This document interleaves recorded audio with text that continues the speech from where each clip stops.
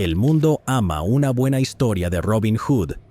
Desde que ese inglés, luciendo su ajustado leotardo, se adentró en el bosque de Sherwood con su arco y flecha, han habido incontables versiones del mismo tropo. Estos son los nobles bandidos, criminales cuyas hazañas no se tratan de violencia o ganancia material, sino de principios. Corregir los agravios cometidos contra la gente común por parte del poder corrupto. Es una narrativa bastante atractiva, por eso aparece una y otra vez en todo el mundo. Estas historias nos permiten vivir nuestras fantasías secretas de ser forajidos sin sentirnos culpables, ya sea porque los culpables dan a los pobres, o simplemente porque están desafiando al sistema. Podemos sumergirnos en sus historias sin sentirnos mal por apoyarlos. Pero también hay un problema bastante evidente con estas narrativas de crímenes reales. Las historias rara vez son tan claras como las presentan el folclore y el cine. Por ejemplo, Pablo Escobar de Colombia construyó escuelas y casas para los pobres en las favelas. Y sí, todos lo recordamos como una especie de Madre Teresa de buen corazón, pero aparentemente también cometió algunos crímenes. A lo que quiero llegar es que las realidades de nuestros héroes estilo Robin Hood son muchas veces menos admirables de lo que pensamos. Hoy nos adentraremos en la sensacionalista historia de uno de estos personajes y trataremos de desenredar su legado glorificado de la cruda realidad de su vida, que no es tan perfecta.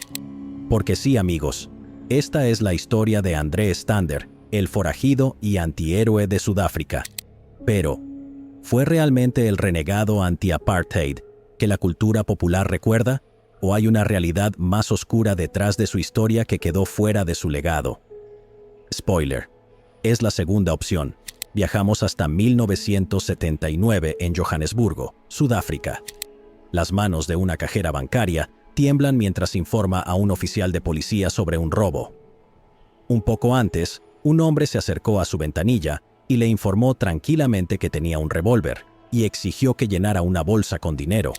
No queriendo provocar la ira del revólver, la cajera hizo lo que se le indicó, y el hombre salió por la puerta principal antes de que alguien más se diera cuenta de lo que había ocurrido. Una vez que el hombre armado estuvo fuera de la vista, la cajera les contó a sus colegas lo que había pasado, y ellos llamaron a la policía. Sin embargo, cuando los policías llegaron, el ladrón ya se había ido hacía mucho tiempo, o eso creían todos. Entre los oficiales que respondieron al llamado, estaba el jefe del CID de Kempton Park, el detective André Stander. Sus subordinados le informaron al jefe sobre los detalles de este robo discreto, y luego, él fue a entrevistar a la cajera cara a cara. Pero lo que ninguno de ellos sabía es que el detective Stander ya estaba bien al tanto de todo lo que había ocurrido ese día. De hecho, conocía los detalles del crimen mejor que nadie, porque el hombre en las imágenes de las cámaras de seguridad, con la peluca de rizos negros, el bigote falso y las gafas de sol espejadas, era en realidad él. Sin que sus colegas en la policía lo supieran, su jefe había estado en el banco menos de una hora antes, cometiendo el mismo delito que había sido llamado a investigar. No estoy describiendo el argumento de una nueva película de atracos cursi. Esto realmente sucedió. Entonces, ¿cómo se termina combinando carreras contradictorias, siendo parte de la ley y al mismo tiempo violándola? Todo comenzó con el hecho de que Stander nunca quiso unirse a la fuerza policial en primer lugar. Su padre, el mayor general Franz Stander, una figura de alto rango en el servicio penitenciario del país, presionó a su hijo desde una temprana edad para que siguiera el negocio familiar. El joven Stander cedió a la presión y se inscribió en la Academia de Policía de Pretoria, donde se dice que se graduó como el mejor de su clase. Con un padre tan influyente, no pasó mucho tiempo antes de que André ascendiera en las filas de la fuerza, convirtiéndose en jefe de su propia división del CID mientras aún estaba en sus 20s. Pero eso no fue suficiente para satisfacerlo. A pesar de todo el éxito que había logrado en tan poco tiempo, Stander se sentía inquieto por no haber elegido su propio camino en la vida. Su infelicidad se agravó aún más por el clima político de la época, que veía a la policía como una herramienta para hacer cumplir el apartheid y reprimir a los disidentes que se oponían al régimen abiertamente racista del país. Cuando eres literalmente el enemigo jurado de Nelson Mandela, sabes que probablemente estás en la línea de trabajo equivocada. La infelicidad de André también se manifestó en su vida personal. A mediados de los años 70, pasó por un divorcio complicado. Tuvo un hijo al que nunca conoció. Luego se volvió a casar y se divorció de la misma mujer. Para finales de la década, su vida estaba en una rutina, tanto personal, profesional y políticamente. El ahora policía decidió que era hora de tomar medidas drásticas. Ahora, a principios de sus 30, André tenía en mente un cambio de carrera. Su primera incursión como ladrón de bancos fue un poco más lejos de casa que el robo que presenciamos hace un momento. Una tarde de 1997, mientras estaba en su hora de almuerzo en el trabajo, voló a la ciudad de Durban, a unos 500 kilómetros al sureste de la capital. Era una época más simple, cuando llevar un revólver en un avión no era un gran problema, así que logró llevar una pistola en su maletín todo el tiempo. Después de aterrizar, el pronto policía corrupto alquiló un carro y condujo hasta el banco. En el estacionamiento se puso su apariencia característica, mejor descrita como un tipo blanco disfrazado de Lionel Richie. Entró y se acercó al mostrador de la cajera. Como en el robo con el que comenzamos hace un momento, Stander mostró discretamente su revólver a la mujer que trabajaba en el mostrador y le entregó una bolsa vacía. Después de que ella la llenara con el dinero de los cajones, él salió caminando del banco y tomó un avión de regreso a casa antes de que siquiera se activara la alarma. Si se hubieran usado detectores de metales en ese entonces, las agallas de acero de ese hombre definitivamente los habrían activado. Fue tan limpio como cualquier primer crimen que alguien podría esperarse. André logró regresar a Johannesburgo antes de que terminara su almuerzo, lo que significaba que nadie se preguntó dónde había estado. Se reincorporó a su papel de jefe del SEID por el resto de la tarde, mientras una bolsa de dinero robado descansaba frente a su carro afuera. En ese almuerzo, el recién convertido ladrón probablemente ganó más dinero del que podría haber hecho en todo un mes de trabajo como policía.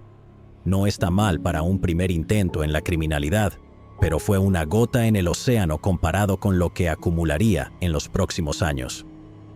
Se cree que Stander logró asaltar casi 30 bancos entre 1977 y 1980, acumulando suficiente dinero como para asegurarse una jubilación bastante cómoda si hubiera decidido dejar su trabajo diurno.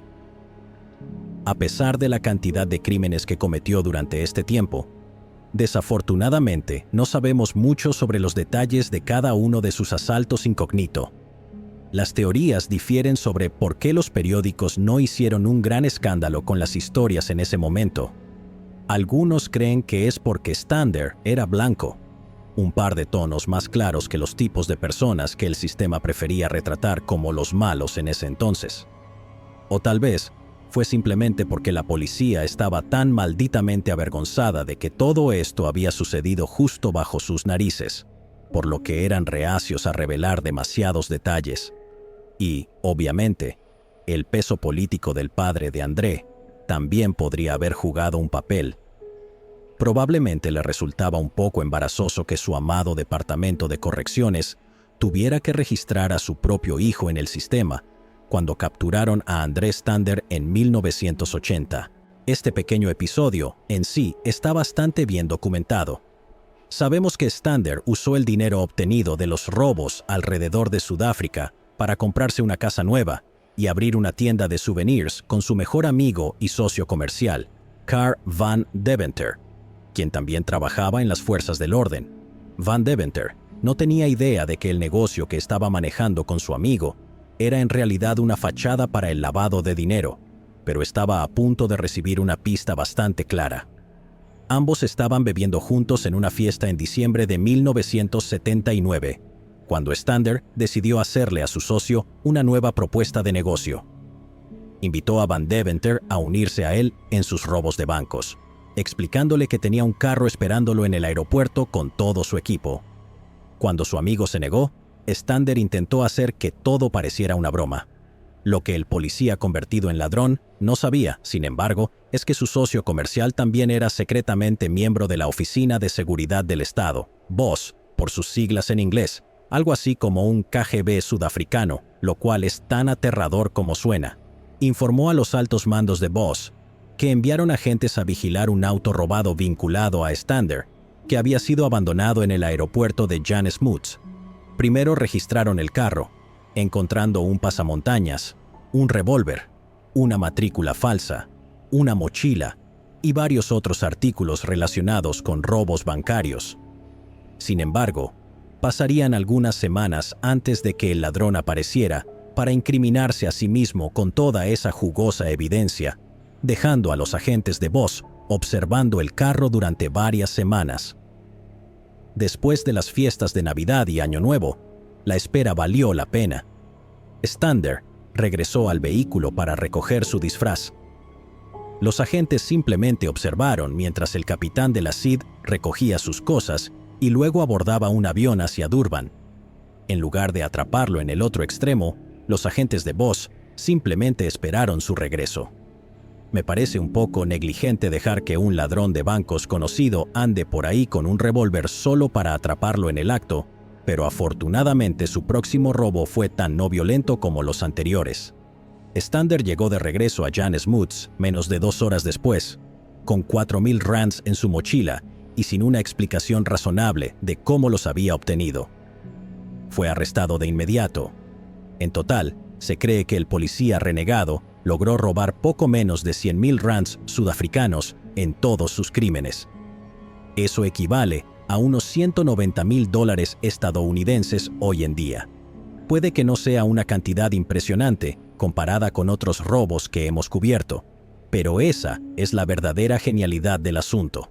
Al mantener su operación en pequeña escala, Stander redujo el riesgo de sus crímenes. Stander sabía que abrir una bóveda o tomar rehenes solo invitaría atención no deseada y prolongaría el tiempo necesario para escapar. Y como sabemos, el hombre a menudo estaba en su hora de almuerzo. Aún necesitaba comprar un rollo de salchicha y una gaseosa antes de volver al trabajo. Mantener a raya su codicia significaba que podía apuntar a cantidades relativamente pequeñas en los cajones de los cajeros y escapar mucho antes de que la policía llegara. Y no es como si 100,000 rands fueran una cantidad insignificante. Un hombre blanco en Sudáfrica, en ese momento, generalmente podía esperar ganar alrededor de 24,000 rands al año, por lo que, al seguir este sistema simple, Stander logró ascender bastante en la escala económica mientras evadió la captura durante 3 años. Sin embargo, efectivamente, se delató a sí mismo, y la ola de crímenes de este policía convertido en ladrón llegó a un final anticlimático.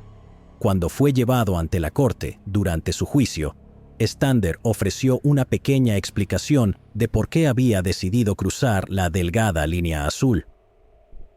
Afirmó durante la audiencia que estaba fuertemente en contra del apartheid y que sentía un profundo disgusto por el papel de la policía en la aplicación de dicho sistema. Según esta versión de los hechos, que Stander relató a su familia después de su arresto, el punto de inflexión definitivo en su desilusión fue el levantamiento estudiantil de Soweto en 1976. El 16 de junio de ese año, los estudiantes del municipio de Soweto, los municipios siendo las áreas asignadas a la comunidad negra de Sudáfrica bajo la segregación, iniciaron una protesta contra el apartheid. Esto desencadenó manifestaciones posteriores en otros municipios al norte de Johannesburgo. El 18 de junio, los estudiantes de los municipios de Alexandria y Tembisa organizaron una marcha hacia el Estadio Roosevelt, donde planeaban entregar una declaración oponiéndose a las leyes de segregación del gobierno sudafricano. Como probablemente ya sabrás, el régimen supremacista blanco no recibió con agrado este tipo de actos. Pronto, una barricada policial se interpuso en el camino de los manifestantes, lo que generó un enfrentamiento tenso. Stander afirmó que él era uno de los policías presentes ese día, apuntando su arma contra civiles desarmados. Según testigos, algunos de los jóvenes lanzaron piedras hacia la policía, y los oficiales respondieron de manera muy medida y responsable al abrir fuego contra la multitud con munición real, matando a más de 30 jóvenes y niños.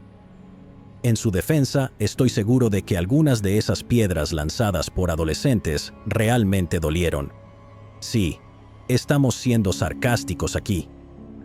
Durante la investigación que siguió, los oficiales afirmaron que estaban actuando para prevenir saqueos y vandalismo. Ese mismo año, cuando André Stander estaba siendo juzgado por robo, los policías que mataron a los manifestantes fueron absueltos de cualquier culpa. Curiosamente, el nombre de Stander no apareció en ninguna parte durante esa investigación, porque, aunque afirmó que él mismo había sido obligado a abrir fuego durante el levantamiento de Tembisa, en realidad no había pruebas de que estuviera allí. A menos que alguien hubiera modificado los registros oficiales para protegerlo, todo esto era una completa invención. ¿Estaba Stander simplemente intentando presentarse como un tipo de forajido virtuoso? ¿O realmente estaba robando bancos como una venganza contra el régimen corrupto que lo convirtió en un asesino? Podríamos darle el beneficio de la duda, pero lo cierto es que es muy probable que solo estuviera aprovechándose del sentimiento popular de la época para cubrirse. Es comprensible que no todos los que seguían el caso creyeran en su explicación. Muchos pensaban que simplemente estaba aburrido de su vida. Después de todo, Stander había cumplido con su servicio militar en Angola durante la Guerra de la Frontera de Sudáfrica, y regresar a una vida monótona en un trabajo cómodo simplemente podría no haber sido lo suficientemente emocionante para él después de haber probado una existencia de alta intensidad como esa. Pero, sea cual sea la razón por la que empezó, todo llegó a su fin.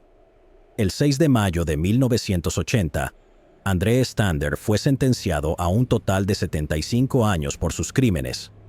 Algunas de las condenas podían cumplirse simultáneamente, lo que significaría que el daño real sería solo de 17 años tras las rejas. Despojado de su placa, el ahora infame bandido fue llevado a la prisión de máxima seguridad de Sonderwater. Sin duda, conocía a muchos de los internos por su nombre, ya que él los había enviado allí. Por lo general, aquí es donde terminamos el episodio con una pequeña lección moral y un adiós amistoso. Pero aguanta. La historia de André Stander apenas está comenzando, y las cosas están a punto de volverse aún más de película. El segundo acto de la balada de André Stander presenta un par de personajes nuevos, sus futuros socios en el crimen. A pesar de probablemente tener muchos enemigos en prisión, Stander rápidamente también hizo amigos. Su reputación como uno de los ladrones de bancos más audaces y rentables en la historia del país le valió respeto en el interior. Como resultado, otro ladrón de bancos llamado Alan Hale se convirtió en uno de sus amigos más cercanos en Sonderwater. Hale no era tan prolífico como ladrón, ya que solo había logrado 5 golpes en su carrera, pero ambos eran muy conscientes de las hazañas del otro. Stander incluso alimentó el ego de su compañero más joven al llamarlo el más notorio de Sudáfrica. Los hombres se unieron por secretos del oficio e incluso se dice que compartieron un amor por la filosofía política. Esto significó una afinidad compartida por grupos como la Brigada Roja de Italia y la banda Baader Meinhof de Alemania. Para poner en contexto, los primeros fueron responsables del asesinato del ex primer ministro italiano Aldo Moro, así que puedes tener una idea del tipo de política extrema en la que estaban involucrados los convictos. Ambos hombres supuestamente sentían una afinidad por estos revolucionarios terroristas de izquierda. Hale señaló en una entrevista años después que Stander odiaba tanto el régimen opresor del país que se negaba incluso a hablar su idioma oficial, el Afrikaans. Como explicó Hale, él despreciaba a todo el régimen y buscaba bancos como un símbolo de avaricia, duplicidad y explotación. Odiaba el sistema sudafricano y como ambos éramos ladrones de bancos y estábamos en una campaña de desafío, éramos la compañía ideal. Estos nuevos mejores amigos tendrían dificultades para enfrentarse al sistema desde dentro de una prisión de máxima seguridad, por lo que empezaron a sopesar la idea de, un día, escapar. Todo comenzó con bromas, cada uno afirmando que sería el primero en lograrlo y prometiendo volver por el otro, sin ninguna noción real de llevar a cabo esa idea. El 11 de agosto de 1983, Stander tuvo la primera oportunidad de intentarlo mientras asistía a una sesión de fisioterapia con otro interno llamado Patrick McCall. Los dos reclusos incapacitados estaban sentados en una sala de espera de la clínica junto a otros 5 prisioneros, esperando su turno para ver a la fisioterapeuta Emilia Grobler. Milagrosamente curados de todos sus dolores y molestias, Stander y McCall lograron dominar a los guardias, tomar sus armas y hacer una fuga en el carro de la fisioterapeuta. Los otros 5 internos decidieron que preferían no correr el riesgo y optaron por no participar en la gran fuga. Stander recuerda que se alejaron hacia los pueblos del norte, tomando caminos rurales para evitar a los oficiales que los buscaban en las autopistas. Ahora, aquí es donde la narrativa del noble bandido comienza a volverse bastante aterradora, porque no recuerdo que Robin Hood hubiera secuestrado a una familia para escapar. Corríjanme si me equivoco, pero eso es exactamente lo que hicieron Stander y McCall. Se encontraron con una granja propiedad de un hombre llamado Martin Rickert, quien vivía allí con su hijo Hank. Cuando los 2 granjeros salieron a encontrarse con los hombres que llegaron a su propiedad, Stander y McCall les apuntaron con sus armas y le exigieron a Martin que llamara a la policía. Ese parece un movimiento extraño para 2 hombres que realmente deberían haber querido mantenerse lo más alejados posible de la ley, pero Stander sabía lo que estaba haciendo. Habiendo pasado años en la fuerza, entendía que no había forma de que pudieran pasar por los inevitables bloqueos policiales sin un disfraz adecuado, y qué mejor disfraz que una patrulla de policía. Cuando el oficial llegó a la granja, los 2 convictos lo tomaron como rehén y lo obligaron a cambiarse de ropa con Stander. Después de eso, los fugitivos ordenaron al granjero, a su hijo y al oficial que se subieran a la parte trasera de la furgoneta y se marcharon hacia el municipio de Tembisa. Aparentemente, aterrorizar a 3 personas inocentes no fue suficiente, porque los escapistas luego se detuvieron a recoger a Naki Fush, una enfermera de 27 años, poco después de salir de la granja. Ahora, con 4 rehenes en la parte trasera, los 2 hombres continuaron pasando por todos los bloqueos de carretera que habían sido establecidos para atraparlos y se dirigieron a un lugar seguro. Afortunadamente, ninguno de los captores resultó herido en el incidente. Stander y McCall abandonaron la furgoneta cuando estuvieron lo suficientemente lejos del centro de Johannesburgo, y las personas atrapadas dentro pudieron romper la ventana que conducía a la cabina del conductor. Lograron asegurar su libertad, pero ninguno de los 2 tenía la intención de llevar una vida tranquila y escondida. Poco después de escapar, los hombres robaron 13,000 rands de una sociedad de construcción, asaltaron una tienda de comestibles y empezaron a tramar cómo liberar a su amigo Hale de su encarcelamiento.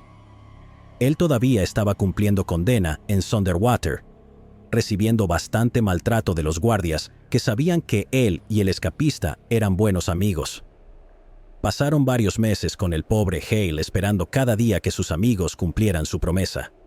Luego, el 31 de octubre, mientras asistía a un examen de certificación comercial, escuchó una voz familiar detrás de él. «Vamos, Alan, vamos». Era Stander. Él y McCall tenían a los guardias en el suelo con rifles de asalto apuntando a sus espaldas. Aparentemente, las medidas de seguridad en las prisiones sudafricanas son bastante laxas, ya que esta era la segunda vez en un año que los atrapaban de esta manera. Aunque si 2 afrikaners con armas automáticas irrumpieran en mi lugar de trabajo, probablemente también haría lo que me dijeran. Reunidos, y se sintió tan bien. Los 3 hombres aceleraron en un auto de escape y llegaron a una casa segura en el extremo norte de la ciudad. Este sería su base de operaciones en los meses siguientes.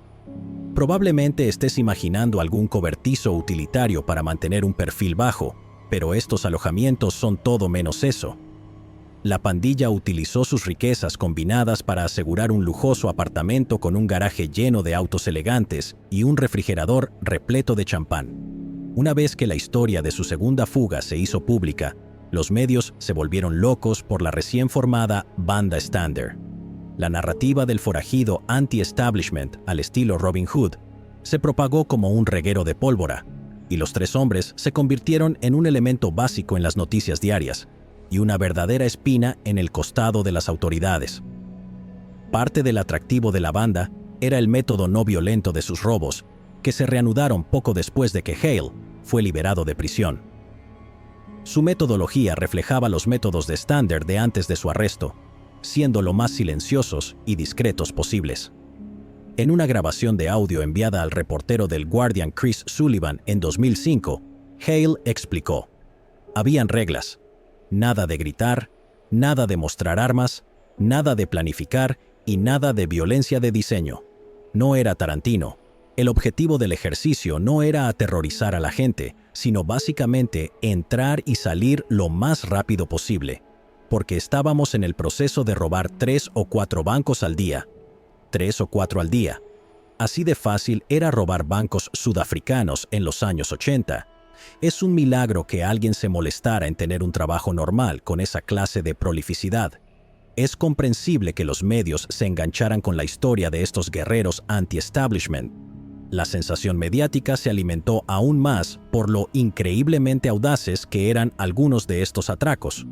Por ejemplo, a principios de 1984, vieron en la televisión un centro de control que se había establecido para rastrearlos, una base de operaciones para el equipo especial que los perseguía, liderada por el brigadier Manny Van Rensburg. Al observar su mapa de posibles objetivos, Stander vio el potencial para un truco ultra audaz: robar el banco en la planta baja del mismo edificio donde estaba la sede de la policía. Y, como cada vez anterior, la banda entró al banco y salió minutos después con una bolsa llena de efectivo. De alguna manera, la banda Stander nunca cayó presa de su propia bravata y logró asaltar más de 20 bancos en total. Eso no quiere decir que nunca estuvieron cerca de la catástrofe. En una ocasión, Stander tuvo que huir de un restaurante porque otro cliente lo reconoció. En otra, se vio obligado a pasar un puesto de control policial haciéndose pasar por un corredor matutino. Pero cada vez que estuvieron cerca de ser atrapados, los tres hombres lograron escabullirse. Era una oleada de crímenes que realmente merecía una banda sonora de Giorgio Moroder. En total, lograron recaudar más de 500,000 rands, 5 veces más de lo que Stanley había conseguido solo y en una décima parte del tiempo. Esto valdría alrededor de $1 millón en dinero de hoy. Y después de años tras las rejas, los tres hombres iban a disfrutar gastándolo.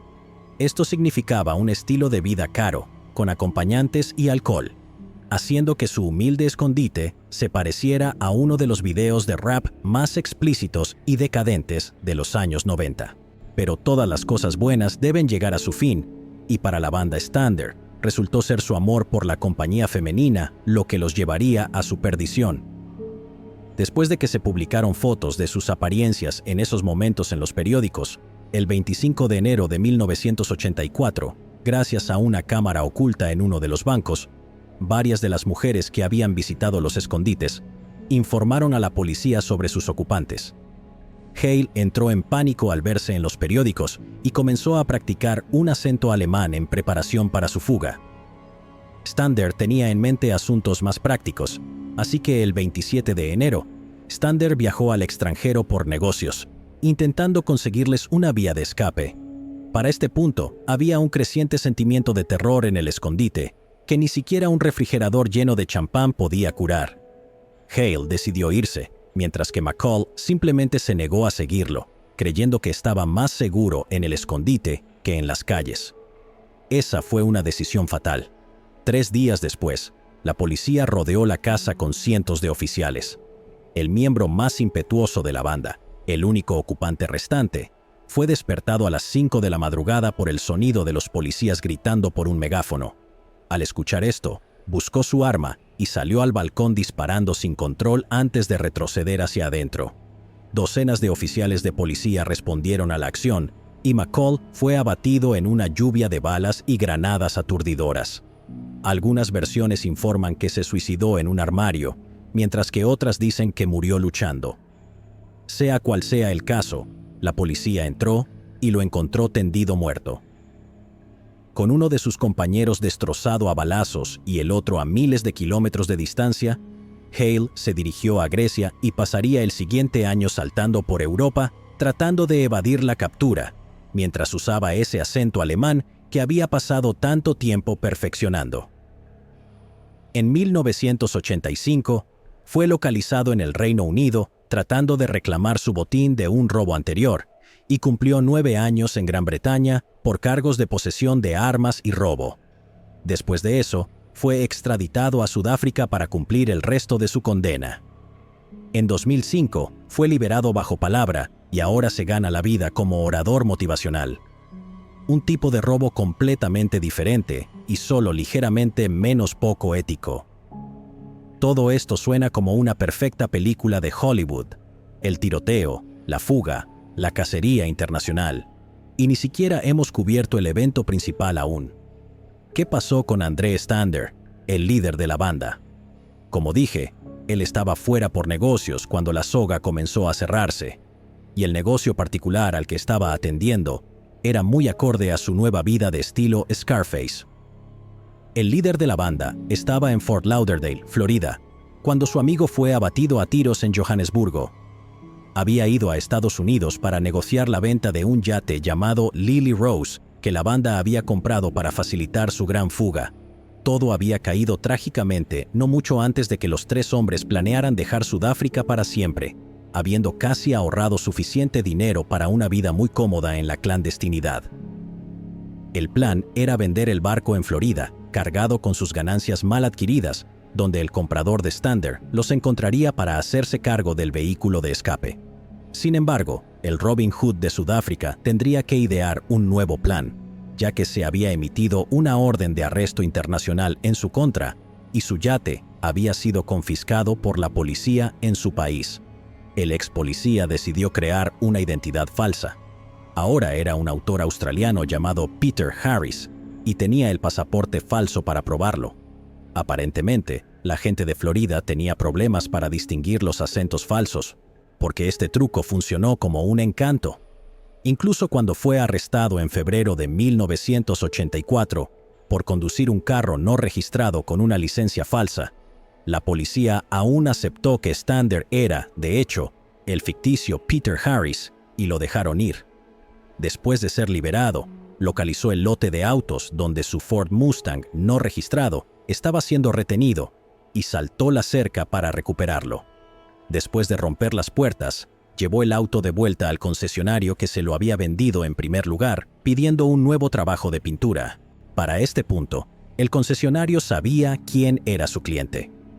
Verán, la policía había entrevistado a la tripulación del yate en Johannesburgo, quienes les dijeron que sus nuevos empleadores querían vender en Florida. Así fue como las fotos de estos fugitivos sudafricanos llegaron a los periódicos de Fort Lauderdale y cayeron frente a los ojos del señor Tony Tomosello, el hombre que le había vendido el auto a Stander. Tomosello acordó repintar el Mustang y luego llamó a su abogado para averiguar exactamente cuántos problemas podría tener. Después de sopesar los cargos por vender un vehículo no registrado frente a ayudar a un fugitivo internacional, el vendedor decidió llamar a la policía. Así que decenas de oficiales de policía de Florida rodearon el apartamento de Stander y rompieron la puerta, solo para descubrir que el hombre no estaba allí. No había hecho una fuga audaz. De hecho, Stander no tenía idea de que lo habían descubierto y simplemente estaba disfrutando de un paseo en bicicleta por la tarde. Cuando regresó hacia su entrada, se topó con el oficial Michael Van Stettina, uno de los policías asignados a vigilar el perímetro. Stander se dio cuenta de que estaba atrapado e intentó arrebatarle la escopeta al oficial. En la lucha que siguió, recibió un disparo en el estómago y cayó de espaldas sobre el pavimento. El oficial Van Stettina lo reportó y trató de detener el flujo de sangre de las heridas de Stander. Pero para cuando llegó la ambulancia, el hombre más buscado de Sudáfrica ya estaba muerto. Es un final bastante cinematográfico para uno de los criminales más mediáticos que Sudáfrica haya producido, muerto a tiros en la tierra de la cocaína y las persecuciones en lanchas rápidas. Pero ahora que hemos terminado con los eventos principales de la vida de Stander, es hora de mirar hacia atrás en la historia y preguntarnos cuánto de esto es realidad y cuánto es fantasía. Tal vez un buen punto de partida sea la película de 2003 sobre su vida, Stander, dirigida por Bronwyn Hughes. Como te puedes imaginar, la mayor parte de esta película tiende hacia la fantasía, pero podemos usarla como una medida para ver hasta qué punto el legado de Stander se ha desviado de la verdad. Considera el hecho de que la versión cinematográfica comienza con los levantamientos de Tembisa, mostrando a Stander disparándole a civiles inocentes. La película inicia con este episodio para presentarlo como el evento formativo en la vida de este policía rebelde y la fuerza que lo impulsa a cometer sus crímenes. Pero, como ya hemos señalado, no hay ningún registro de que eso haya ocurrido en absoluto. Aún así, está en línea con la versión popularizada de este hombre y su vida. Aunque el dinero y la fama probablemente fueron las fuerzas que impulsaron los crímenes de la banda de Stander, una y otra vez su racha delictiva fue retratada como una expresión de angustia contra el apartheid. Algo así como cuando yo robé en una tienda de W.H. Smith para protestar contra la opresión de los agricultores de cacao del tercer mundo. Por ejemplo, en la versión cinematográfica, Alan Hale le cuenta a Stander cómo una vez tuvo una novia negra que fue golpeada por la policía y sufrió un aborto espontáneo, agradeciéndole a Stander por ayudarlo a vengarse. Entonces, Stander es un héroe para los oprimidos y desposeídos, ¿verdad? Bueno, hay mucho que sugiere lo contrario. El hombre más buscado de Sudáfrica pudo haber disfrutado de una imagen de estrella de rock, pero si la historia reciente nos ha enseñado algo, es que las estrellas de rock no suelen tener el mejor historial en cuanto a mujeres y consentimiento. Cuando se mira un poco más allá de la versión romantizada de la historia, se descubren algunos detalles inquietantes que generalmente se omiten en los relatos populares. Por ejemplo, el amigo de Stander, Van Deventer, dijo que él admitió haber disfrutado sádicamente al ver el miedo en los ojos de una joven cajera cuando la robaba. Peor aún, la policía sudafricana alega que en 1983 atrajo a una joven a una habitación de hotel con el pretexto de una sesión de fotos profesional, donde la vio, la haría. Más tarde, otra joven también lo acusó de hacerle lo mismo. Estas acusaciones fueron reportadas en el momento del auge delictivo de la pandilla, pero algunos periódicos simplemente las descartaron como un intento de difamación por parte de un gobierno que había sido completamente humillado por esta pandilla de rebeldes anti-establishment. Sin embargo, considera el hecho de que se descubrieron fotos de la primera chica en uno de los escondites de la pandilla, después de que la policía los derribara. No encontrarás muchas menciones de estas acusaciones de violación en ningún lado porque no encajan bien con la imagen pulida de antihéroe del legado de Stander. Refractada a través del lente idealizado de una prensa enamorada, la vida de un ladrón armado violento y manipulador puede parecer algo muy atractivo, pero en realidad, Stander probablemente no fue un héroe en absoluto. Lo mismo ocurre con el resto de la pandilla. McCall, en particular, no era un santo. Durante el auge delictivo de la pandilla, fueron a buscar armas y municiones en Randburg. Durante el asalto, McCall terminó disparándole a la dueña, una mujer de mediana edad llamada Marlene Hen. Una vez más, el hecho de dispararle a una mujer inocente no es una parte importante de la narrativa común, ya que arruina un poco el ambiente positivo. Entonces, ¿por qué estamos tan ansiosos por retratar a hombres como estos como antihéroes y pasamos por alto los aspectos más oscuros de sus personalidades? Sujétense los sombreros porque para responder a esa pregunta, vamos a hacer una breve incursión en el salvaje y maravilloso mundo del folclore. No se preocupen, no nos quedaremos mucho tiempo. Solo tenemos que echar un vistazo a la teoría del profesor australiano Graham Seal, quien ha pasado un buen tiempo estudiando las historias de los Hoods, Escobares y Standers del mundo. Incluso llegó a crear una lista de verificación aproximada para identificar a un llamado bandido noble cuando lo vemos. Veamos cuántos de los criterios cumple nuestro ladrón sudafricano. Usualmente hombre, cumplido. Forzado a quebrantar la ley por un sistema corrupto, cumplido. según la historia de Stander sobre el levantamiento de Tembisa y su subsiguiente rebelión. Número 3. Cuenta con la simpatía de la sociedad. Cumplido.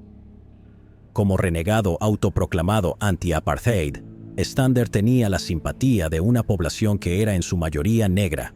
Además, muchos de los aproximadamente 20% de la población blanca del país también se oponían a las políticas racistas del régimen. Sigue un código moral, cumplido. Como Hale explicó más tarde, había reglas. La idea de robar bancos de manera tranquila y no violenta, sin causar demasiado malestar a las personas, es lo más moral que un robo puede ser. Las leyendas hablan de alguna habilidad extraordinaria para realizar crímenes audaces y evitar ser capturado, cumplido. Véase todo lo anterior, y entonces su muerte representa un último acto de desafío, cumplido. Intentar arrebatarle una escopeta a un oficial de policía es bastante desafiante, si me preguntas. Lo que estoy diciendo es que Stander cumple bastante bien con el perfil del personaje arquetípico de Robin Hood. Es un criminal cuyas credenciales morales han sido infladas hasta tal grado que la gente a menudo olvida la gravedad de todas las cosas horribles que hizo. Como Hale lo expresó en su comunicación con The Guardian, el hecho de que André fuera un ex capitán de la policía encajaba con la noción romántica de un hombre bueno que se vuelve malo contra los malos, y es ahí donde el sensacionalismo se convirtió en histeria como nunca antes o después. Estoy inclinado a estar de acuerdo. La historia oportuna de un ex policía convertido en forajido anti-apartheid era demasiado conveniente para que la prensa la dejara pasar. Y las posteriores generaciones de cineastas, periodistas y guionistas de videos de YouTube menos escrupulosos. Como de costumbre, aquí en Mentes Enfermas queremos darles lo malo junto con lo bueno, porque a veces un ladrón de bancos es solo un ladrón de bancos. Al final del día, fue la lucha de las personas comunes de Sudáfrica la que impulsó el fin del apartheid, no un trío de tipos con revólveres y barbas postizas. Esto nos trae al final de nuestra narración de la historia del ladrón de bancos más famoso, más fascinante y más temerario de Sudáfrica. Su historia sigue viva en la imaginación popular como una de las noticias más asombrosas de la era del apartheid. Prueba de que un legado sensacionalizado es suficiente para oscurecer incluso el carácter moral más dudoso. Así que, ¿creemos en la imagen de la banda de Stander como anarquistas anti-apartheid? ¿O eran solo un grupo regular de ladrones ávidos de dinero? Déjanos saber lo que piensas, y si hay algún otro personaje al estilo de Robin Hood en tu país que creas que merece un poco de una reestructuración realista.